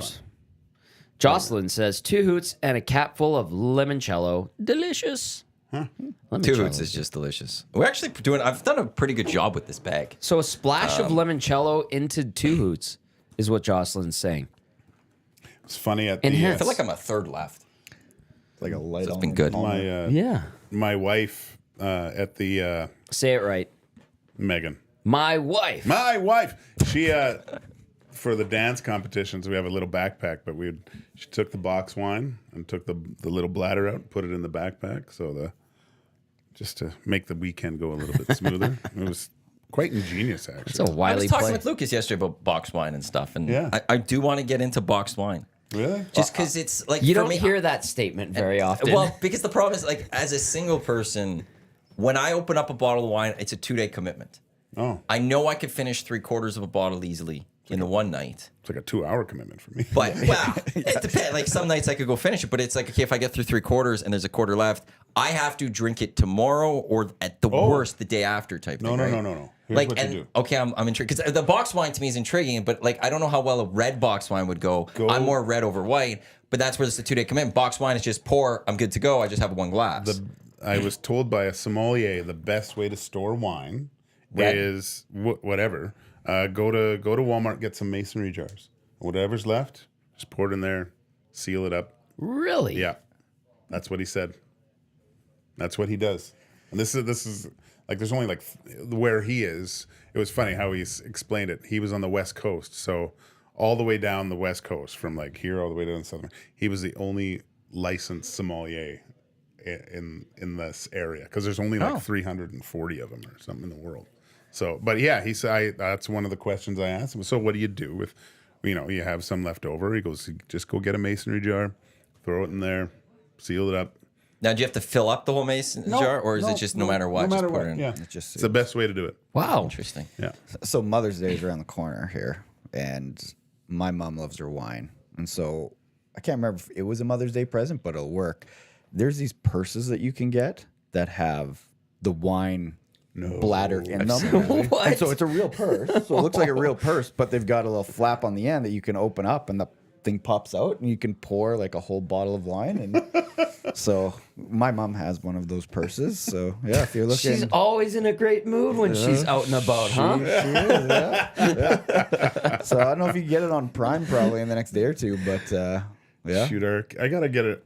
I buy something on Prime, and my wife it's her account. Obviously, like boxes to our house are ridiculous. But if I see something and buy it, it's like she'll see it. So maybe I need someone else's account.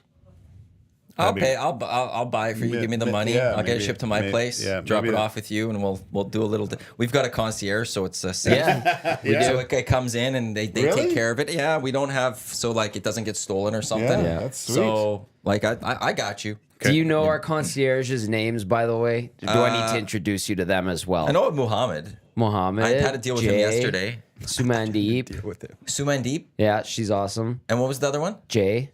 He's great. Who's Jay? Jay's a little Glasses? bit glasses, a little Yeah, bit I bigger like guy. him. He's fantastic. We always have a good quick chat when Yeah. I'm not really I'm not an outgoing person. I'm very an introvert, so I don't talk a lot. But At we least have you a know nice quick- Mohammed. Mohammed's awesome. You're like Well, you've been around Seinfeld. the longer. You're like Seinfeld. Well, I just want a quick hi. I don't Yeah. need like it's.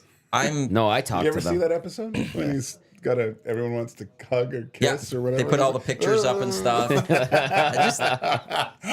They're wonderful. I just feel awkward in those situations. I don't know the late I night don't feel guys like they- though, because I'm usually stumbling in.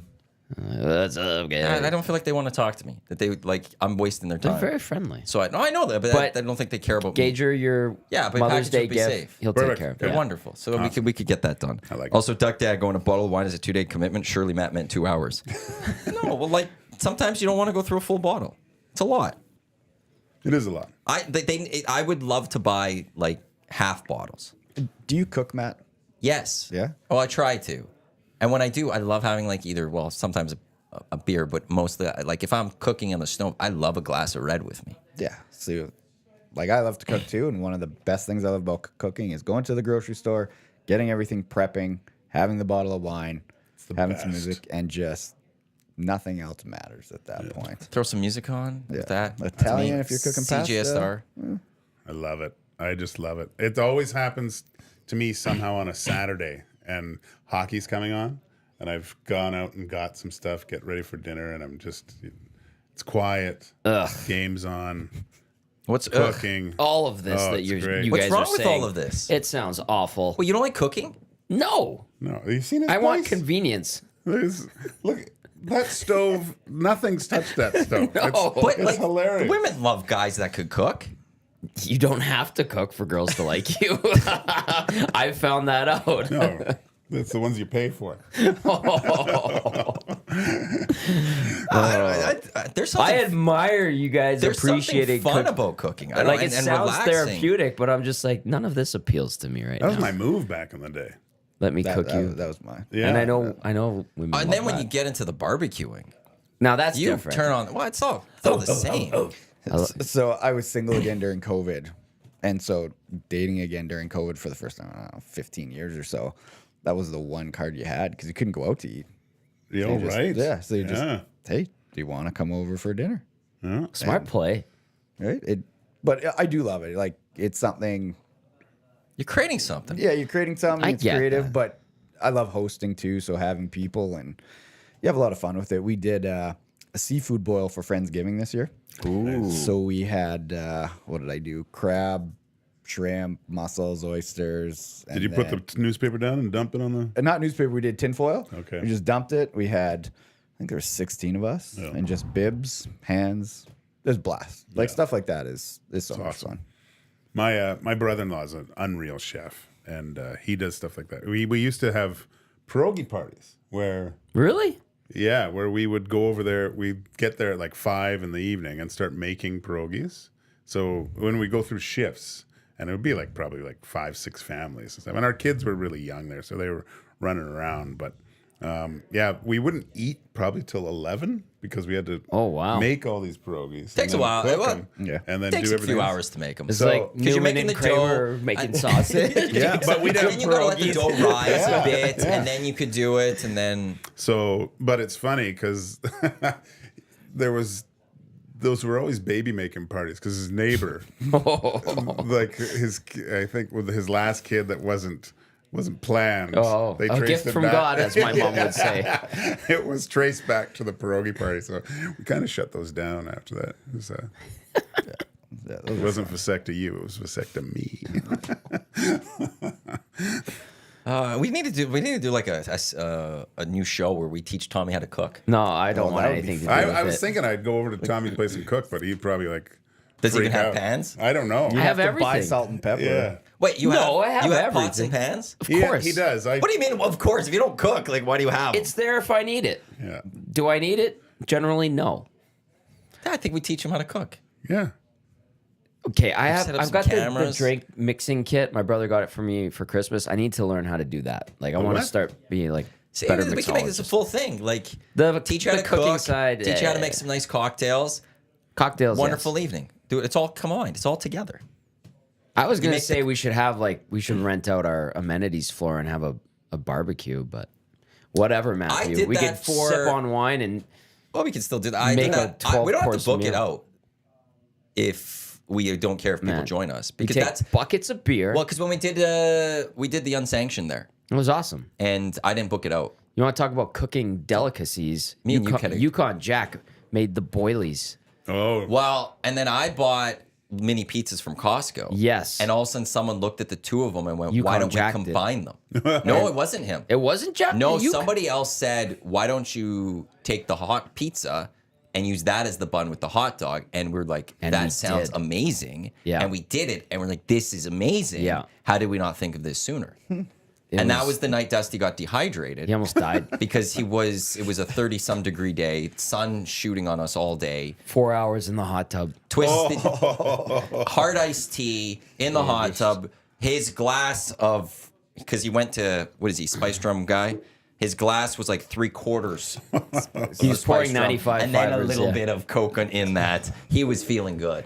He was I feeling was good. so you were afraid. feeling. You forgot your backpack at my place. Yeah, I did. And then I was gone I was asleep.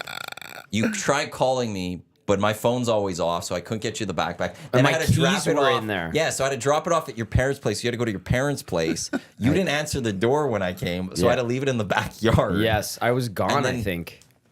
No, you were asleep. Oh, I was You're just asleep. out. And I was didn't a want to late ring the night. doorbell because I didn't want to you wake your should've. parents up. Oh, yeah, that's right.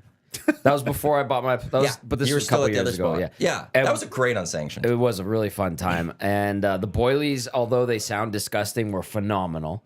And Yukon Jack, whenever he gets into something, he does it 100%. There's no half-assing. Actually, you might be by today. Yuke is? Oh, He's good. supposed to drop off my parking fob. Oh, okay. Because We he get parked to there see- because he went to AEW yesterday. Nice. Oh, Nice. And then I just want to add one last thing about Dusty because he went way overboard that night. He was banged up. Like he had to go to the doctor a couple days later. And the doctor just went like, you're dehydrated. You're dehydrated. You need a drink. But I was so afraid when we were on your balcony after we had to, because amenities floor shuts down at like 10 or 11. And we got somebody noise complaint like 9:30. I didn't like that. I've learned we have some neighbors who are just cranky, and they always complain about like the bars on 104th Street Yes. when really it's just people in our building having No, raging I parties. don't like that. Okay, I'll say this before you continue your story. Yeah. We have till 10 o'clock on that spot. We weren't that loud. I will say that. But also, you live downtown. Yeah. What do you expect? Yeah. It was the same night Canada won the World Juniors. Yeah, it was facing Across the 104th street. Street. and they were. Are you? And they were mad that we're like I hate we're that. talking, playing a little music and something. It's like, well, look, bylaws say we can make noise until 11 o'clock if we want to. Yeah. So back off. There's a guy. did not like there's that a one. guy in our building who like hires DJs. He has like one of those huge patios on the 5th floor.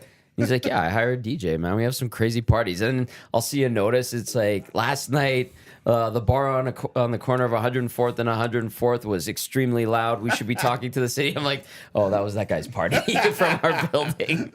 But perfect. Dusty, we go. So after we finish up at the unsanctioned amenities the floor 10th floor. portion of it, we go up to his place on the 25th, and Dusty is just like all over, and he's having a great time, still full of energy. And he's like leaning against the railing of the balcony, and I'm freaking out. I'm deathly afraid of heights.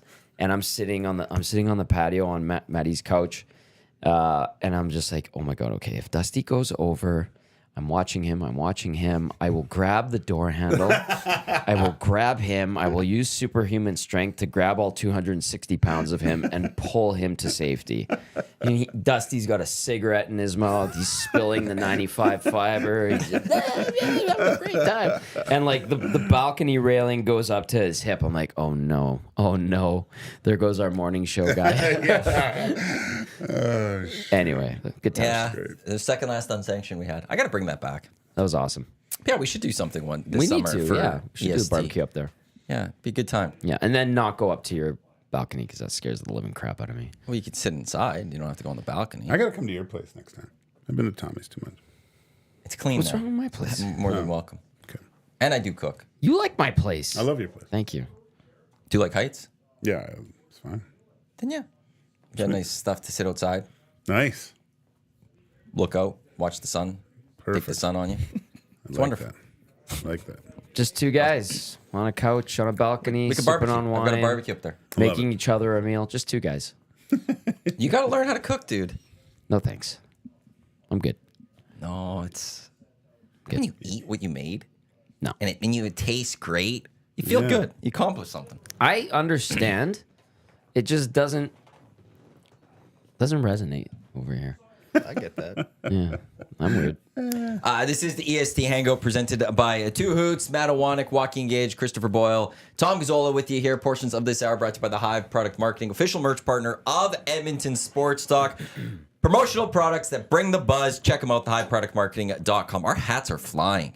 People keep messaging me for hats, buying our hats. So good thing I did that order, but it's been like 2-3 emails a day, it seems, of people wanting some stuff. So it's been going. It's been great. All that stuff's thanks to our wonderful merch partner, the Hive Product Marketing.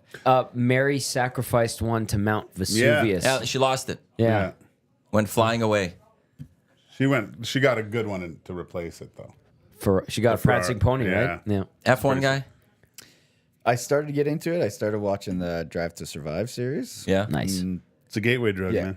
Gave me a better understanding of the sport. Before I was like, you guys are just going around in circles.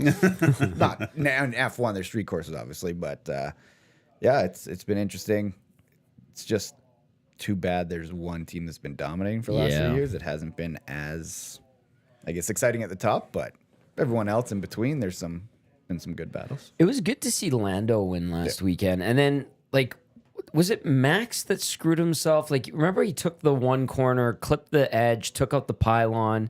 I don't know how much it messed up his car, but it's like that was self-inflicted damage and wounds to to his race, wasn't it? They said that it didn't affect the front wing at all, but there was a point in that race where they went to the pit wall, and I forget her name. She's the head strategist with Max's race engineer, and the look on her face was like she looked worried, and she's seeing knew. all the data.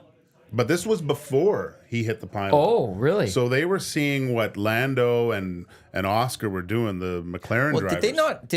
Okay, Piastri, I don't think got all of them, but was there not upgrades to the McLaren cars? Oh. So are they actually good? Yeah. Are they the team that might compete? Dude, I went back and watched this, and they were puzzled. They didn't know what was going on. Wow. Good.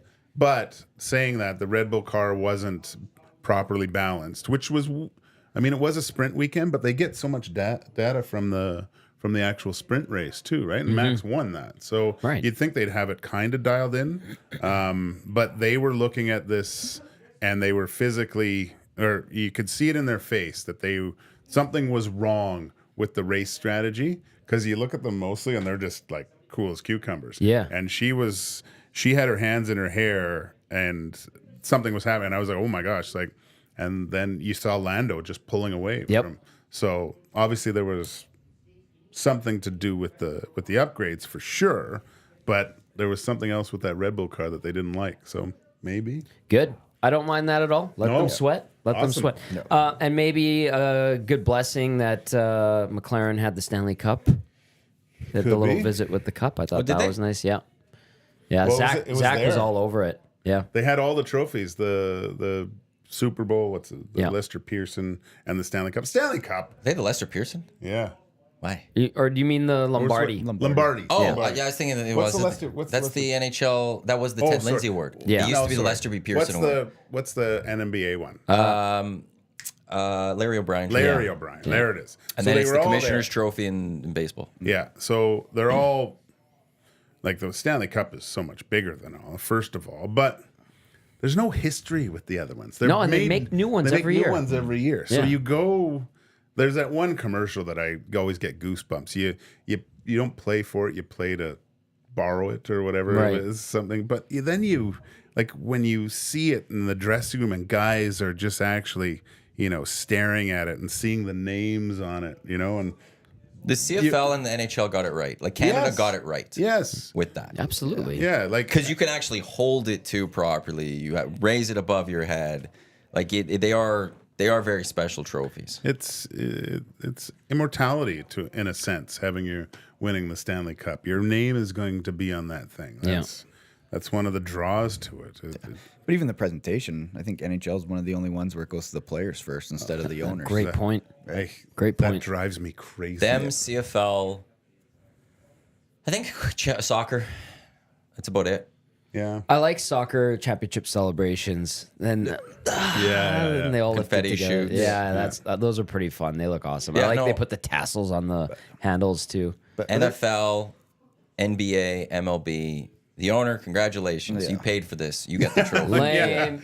Yeah, I bought this. Yeah. Yeah. But there's still even the celebration on guys gliding, holding a trophy in front of fans, and everyone gets to touch it. Like Yeah. that's and then the Oilers in the '80s started the tradition with the picture. It's Yep. awesome. Right. Like And that filtered down to every other hockey level. Yeah. Yeah. Even men's league. Yeah. Charity hockey tournaments? Hey, we had that picture yesterday at Hudson's, which That was awesome. There was that girl in the background Giving two fingers. Yeah. And I saw it later, and I wanted to go up to her and be like, "Well done." She got in there. She saw that photo from a distance, had that little window, and she gave us the two birds with it. And Yeah. I was like, "That is impressive." Somebody pointed out, I'm like, she must be from Calgary. I was very impressed when I saw that one. Yeah. So One last point on hockey/F1 crossover. I think it was nice to see Zach Brown celebrate a win. I kind of like him, even though he's like a dorky hockey wheelie bag guy. The fact that he likes forgot he had hockey, that. he's a wheelie bag guy, yeah. He's more than that. Did I tell you the whole thing? No, but I kind of appreciate him, It's and awesome. it's nice to see him win because I think he's very sincere. Especially in the last series or Drive to Survive, you see he was close to, I think, getting He was gassed, sweating. right? And so they've turned it around huge, like awesome, just awesome. Yeah. So Piastri, it is only half. He didn't get all the upgrades. Lando did. Lando did. I think. But I don't think. I think he only got like half of them or something. But They're gonna be fun to watch. All the upgrades come when they go to Europe here because they go back to that's where most of the factories shops are. So it's Easier to transport everything. I'm interested to see how Aston Martin what they're going to do because, and I have a feeling they all talk. Adrian Newey's going to Ferrari. I think there's a chance he might go to Aston Martin. That blank He check. was talking with Michael Andretti at the Miami. I know there was Ooh, maybe he's going to go and launch the Michael love it. I Andretti thought team Andretti eventually. got shut down. shut for down this. for the next couple years. Oh, but he's gonna try to. I think but by maybe. when the new new cars, the new rules come out, Which is 26. 26. Yeah, I think they'll be Okay. in then. Okay, so he's not out of it. Nah, not yet. Interesting. He'll keep wanting to get in. He's a legend. And then we'll get 22 drivers. I love it. But they do need to change the point system where Yeah. you get points from 11 to 20 well, to 22. Why? Because it'll just make it a little bit more interesting if something happens and you still can get points later Yeah. on. I like it. Like Haas, Williams, Earn it. whatever the hell AlphaTauri is now. Like, there's such non-factors. Earn it. Got to get in those points because then every point matters. That 10th But place finish wouldn't- matters now. I mean, not that the driving in that area isn't competitive as it is, but if it's for, more points, you're going to see those guys battle way more. Because right now, anything from 11 after, Yeah, it's the same whether you just, as long as you don't have a DNF. Yeah. Right? Yeah. Big fat donut. But if you're 11, 12, 13, you're only not that far away from points. And you got to do everything you can get points. Whereas if I'm already in, I got points no matter what. Okay, do I really need to go get 10th? I'm 13th. I just want to hold on to 13th. Maybe get 12th. I don't think need you could 10. weight it though to make it more interesting. I think you would. I think F1's done it for a reason, and it's not up to us outsiders to come in and change their system. Why? The Americans have bought all of F1. They can do whatever the hell they want. They're like imagine if somebody came in and bought hockey and then decided to change a bunch of things in hockey that diehard That's hockey already fans happened. were against it. It's already happened. Well, no, that's we're all new to this, and there's guys that have watched and girls who watch F1 for decades, probably sitting there with that's no like stick. We want our stuff. Dollar bills. I wasn't the one that came up with this idea. So. Who came up with it? You just stole somebody's idea. Who did I hear it from? See, I like how you. Never, Crofty said it. oh, did he? So yeah. I like how you don't first you throw him out there. You make it sound like it's your own idea, and then I push, and now Didn't it's I all say sense. that? I never come up with anything original. Wow, you're going out. Why are you going after Gager? Maybe you need to do the celebrity shootout against him. Oh, I'd lose so bad. He came out guns blazing against me earlier this week. Yeah, well, loofah boy, just relax over there. I appreciate a thorough clean after hockey. Jesus. Although he did buy some nice shoes yesterday. He's wearing them right Well, no, he bought some good flip flops Oh, too. some flip now. Oh, flops, nice. too. Those shoes look Flip-flop pretty season. comfortable. They are very cozy. Yeah. So we got great shoes all around. I think. Like you've got the Nikes. I that like Oilers Chris's colors. Nikes. What's that website you're talking about? It's just Nike.ca, and then you go Just to through their website? Made by Nike Wow. Yeah. or Nike U or something Nike like that. U? But Okay. yeah, this is a custom. Full Oilers. It's blue, white He's with got the the orange Orange Nike laces. logo and laces. I can't wait for Dusty to go to Portland because the Nike store. Well, when I was there, it was Jordan everywhere. Yeah. It's awesome. The prices are ridiculous Yeah, it's in the best way. Like half price everything. Yeah. There would be a lot of LeBron now, because LeBron's got the lifetime deal with Nike too. Yeah. Well, he's LeBron. He's not Michael. What do you call these? They're not Jordans. LeBrons. They're Jordans. Exactly. Yeah. Good point. Yeah. These are the Air Force Ones. Oh, Air Force Ones. Yeah, they're not that Jordan. Yeah, but you still call them Jordans. That's the thing. That's how big the brand Jordan is. Yeah. You see Nikes, you call them Jordans. It's like football gloves with the Jordan logo on them and stuff. It's all like over. it's everywhere. Yeah. He was the first to revolutionize, Brilliant. I guess, player branding. Yeah. type Great thing. show. That. And I still haven't seen it. It's good. Oh, Have you know. read the book, Shoe Dog? no. It's good too. Really? Yeah. Yeah. Talks about it. Basically, it goes more into what the show does. the movie. Yeah. Okay, I have to look Interesting. Is there any way hockey could capitalize on that with players? Like the stick flexes, but it's not something you could just wear every day or fact do every day. Is there anything hockey can get where they get their players selling the McDavids? I don't that you think want? pro hockey culture will transcend the way like basketball has. You know, like everyone wears shoes, street style, Jordans, Air Force Ones. Like, it just it doesn't relate to everyday people out and about, and that's unfortunately the disconnect. That's the first thing that comes to mind. Plus, pro hockey culture is kind of stupid. Yeah. So probably not, unless they find a way to bridge that gap. But I don't know if there's the. I don't know why smartest they don't people do in more with the skates though. Like Like, now the they technology should. there, they can put so many things on there. You know, different designs. It's no fun league, just like the Yeah. NFL. Yeah. Like I would definitely have the McDavid ones, whatever it is, a lightning bolt, something on there. Was it the All-Star game where Austin Matthews had the custom? So the guy who does that is my friend Gooby. He's from Quebec, but he lived in Fort Mac, and he was homeless after the floods in Fort Mac, and he started doing skates like $50 a pair, and he started building up his business, and then some NHL guys started catching on. Anthony Duclair's done his skates. He did Marner's for the All-Star. I think he did Matthews as well, but his methods are the only ones approved by the NHL to be used in game, because there's some other companies that tried like vinyl wrapping for like custom looks on skates, and it would chip away and it would get on the ice, so it was debris and it was dangerous, quote unquote. But the way Gooby does it, his method, the paint and the way it goes into the dye into the actual materials, is the only one that's approved. What he said, because he's got so many people that want them and he's so busy now, but he said with the NHL guys, there's a little bit of fear of going over the top and getting ridiculed by their peers. That's fair, I guess. Yeah. ridiculous. But it like when you saw those skates, like that's some personality that these guys can Totally. start showing on the ice. Yeah, and people have said it before. I think the NHL is one of the, and it's culture. You went back to hockey culture. It's like, you know, you hear the cliches and all the time when they do the interviews, you rarely hear guys with some personality. Right. And when you hear it, it's like, why is he saying that? Yeah. It's like, let him vent. Let him do this. Like Totally. everyone mad at Marner for saying we're gods, but He's not wrong. No. not wrong. Like Yep. that guy going to any it doesn't matter. He go into any restaurant in Toronto, probably doesn't have to pay for it. Yep. You know? Yep. If you didn't want to. And Yeah. especially if you go win. Yeah.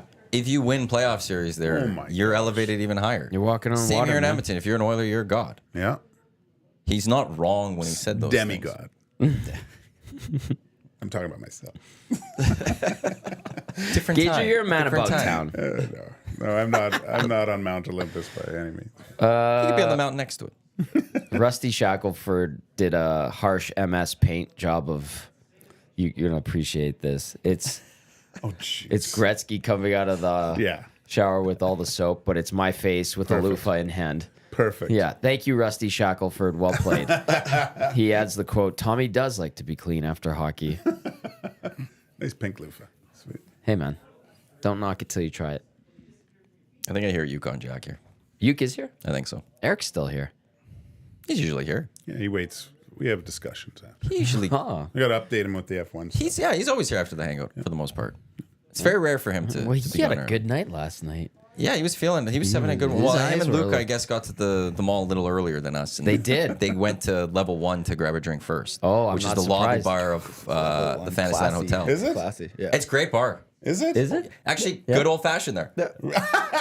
Funny enough, good old fashioned there. It's because we've gone to Eric's a few times because he lives right by West End, and we'll go and do a boys' night where we'll then just walk West End and we'll go hit Hudson's. Like it usually starts at Hudson's, and then we go to level 1, and then we end up at the casino, and then we hit another spot, and then we're back to Hudson's to end the night or something. It's usually how it always goes. But level 1 is this one spot where I don't know. It's usually very quiet. Yeah. You settle in. They have TVs. You can watch whatever's going on, and make a good old fashioned, good Caesars. They got the nice cocktails. It's poshy now. They renovated it. Yeah. Nice. Nice bathrooms.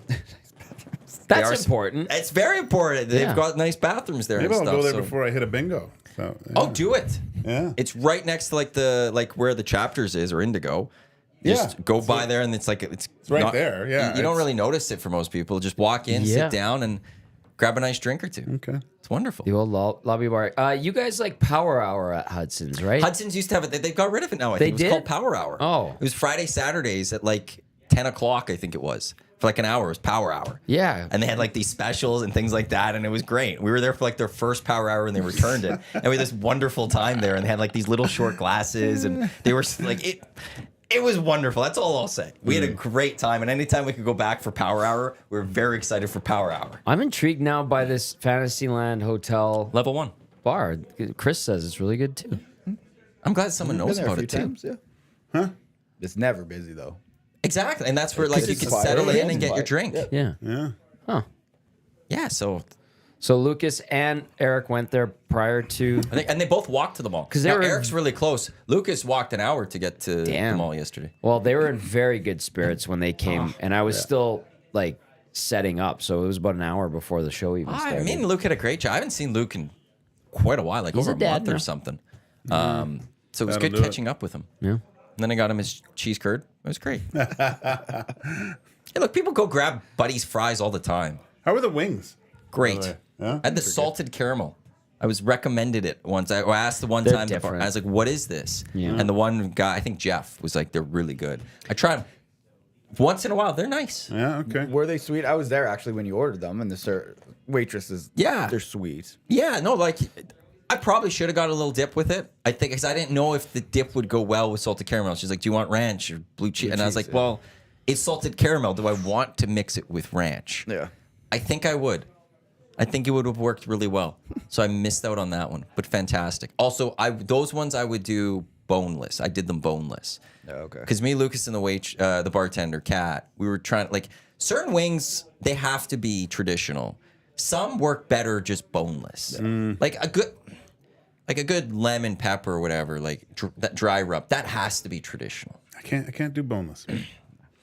They are just chicken nugs with sauce. Great, But I do them You don't because miss like, out on any meat. You don't dirty yourself. I get like the ring of sauce on my face when I do bone in, and so I do just go to the boneless so I can quickly eat them with a fork. Yeah. Traditional is the bone in, or the rubs are bone in. Yep. And then the sauces are the nuggets. Yeah. yes. Yeah, that's good. That's a good way to go. Yeah, we did dill pickle last night, and they actually those are have good. cuts of pickle that they put in the wings. Actually, Oh, really? was it good? Yeah. Interesting. Chicken Caesar is a good one. That one I do recommend boneless. Just Pop- because it's a lot more to it. So I would recommend that one boneless. Use the fork. Popeyes has that garlic parm, right? That was interesting too. There's some creative. Hooters used variances. to have a hot garlic wing. They were the best. It was a sad day when that place closed down. For the wings. Wing Wednesday yesterday too. So it was great. I know. Yeah. You didn't jump in on it. No, I should have, but I had to get going. You got to sample a bunch of different beers, which is great. I too. I didn't mean to. She just kept giving it. Was it Kat? I don't know. Yeah, she was lovely. She was great. She was she was awesome. She kept saying it's free. Well, because you're on the tab. I know. Well, that's why I felt guilty after a bit.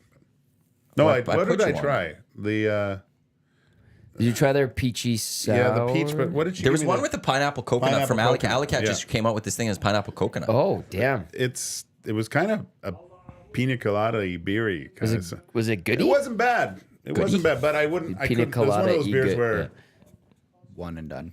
one or two, Oh, okay. you know, and then on to the real Novelty. stuff. Yeah. I understand. Yeah, it's not one of those you want to have had all No, night, wake no. up the next day going, No, I don't I think got you'd want drunk a on that schooner one. of that stuff. Yeah. Like that's a pint yeah. at most. A lot of 6 o'clock lagers going yesterday. There was a lot. Yeah, boy. Well, we were talking about that guy that with the The truck. The truck. That Jay posted that tweet of. Who do you think that was? Do you think it was an Alley Cat rep? Well, somebody did say, actually, Joel Gayson or something like that, he's with 3 Down Nation. He tweeted on it saying, as someone who looks at a liquor store, this looks like someone who's transferring liquor between stores. Yeah. That's what he kind of went with. Except that ruins the fun where I just imagine someone Some going guy. Like, how much 6 o'clock lagers you got? Just a We dude. just got a shipment. I'll take it all. Pallet, please. Oh, that'd be great. Just a massive Oilers fan. And I'm just setting and the buck- $12.99 special at Still is Sobe Safeway Liquor just went, I'm taking them. Load them up. Let's go. Let's and go. Just buckle in for hopefully a long run. And then needed a few extra of those in the third period last night. Oh, yeah. jeez. Yeah. That. What do you think? It happens Friday. They'll bounce back. Yeah. I think so. Yeah, I think we've seen that all year after Knobloch's been there. I think they're coming home down too. I don't make predictions. Oh, my I'm done with my Get prediction off the game, fence. So I will. Hey, it's gonna be a tough series. That's all I know. So we'll see what happens Friday night. GCL Diesel Oil Stream pregame show tomorrow, 6:30 right here in Edmonton Sports Talk. Man. Tommy live, West Edmonton Mall, Bourbon Street at the Hudson's. I might stop by still for tomorrow. Come on down. I It's a might good still come by. time. It's As you guys have noted, we were all there last night. The Yeah. staff is great. Yeah. If you're a Vancouver Canucks fan, do not bring your drugs into the bar Well, I and do gotta them say, in front of everybody. if you're anyone, do If not you're just bring your anyone, drugs in yeah. and do them on the bar in front of everyone. yeah, That's that was not smart. no, let's not do that one. So Yeah. Maybe he was diabetic, just doing his insulin. in a different way. No. He had the new method for it. Through his nose? Oh, Oh, it's the powdered version. yeah. You, Tommy, Cass, two guys and a goalie coming up at noon right here in Edmonton Sports Talk as you guys will recap game 1 as well as preview game 2 tomorrow. Yes. Coming up next, it is the Lock Shop, Huss, and I don't know who.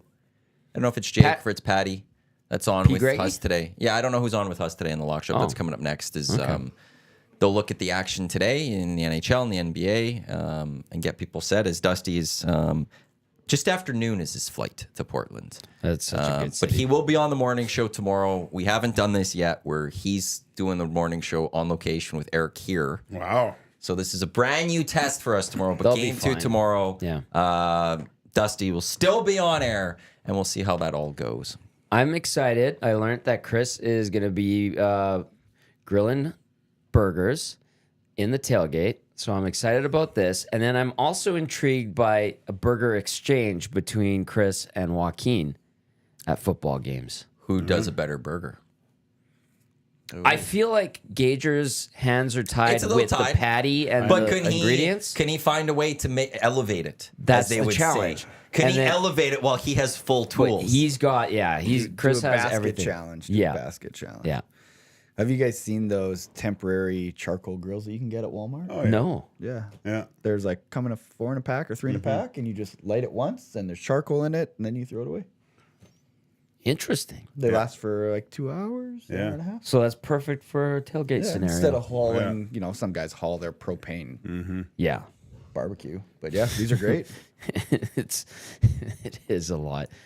So is that what you're going to be doing, or do you have like a grill that, No, we're just gonna be or just hanging out? both. Yeah, This is going to be fun. Sweet. We'll be stopping by. I'm gonna have my kids some of the games, but not all of them. Perfect. Saying you can't give food to other people because you can't cook. That is right. Yeah. So just mooching. Yeah, Costco's No, gonna I- be getting a lot of money in the next little bit here. Costco's so good. Not mooching. It's spreading joy and happiness, and that comes at a cost. Usually, it's other people's food. Christopher Boyle, ChristopherBoyle.net, financial advisor. Thanks for coming in today. It was great having you on the show today. It was great seeing you last night at Hudson's as well. Yeah, thanks for having me, guys. Tommy, Gager, good seeing you guys. Have fun with two guys later today. Thank you. I'm excited. And we'll be back on the Hangout tomorrow, 9 a.m. But up next, it is the Lock Shop with Huss. And then at noon, two guys and a goalie on behalf of Tommy, Christopher, Gager. I'm Matt. Thanks for tuning in to the EST Hangout live right here on Edmonton Sports Talk. Lock Shop starting in just a few minutes. Let's go. There you go, right in front of the camera.